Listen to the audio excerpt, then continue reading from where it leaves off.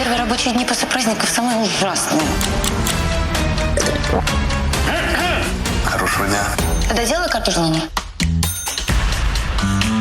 Когда ты мне свою карту покажешь? Да там ничего особенного. 3 вида сумочек, дом. Короче, у нас на марафоне сказано, что сегодня лучший день для исполнения желаний. Мои принцесски, в каждой из вас сидит очень много несбывшихся желаний. Так дайте им шанс сбыться.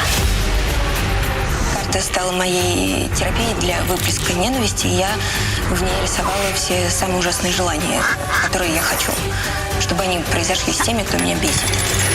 Восторг! Это даже лучше, чем я себе представляла. Так, а перед нами вообще стоит задача остановить эту карту, пока она весь мир там не покромсала? Или пофиг? Надо остановить ее. А это Игорь? Да.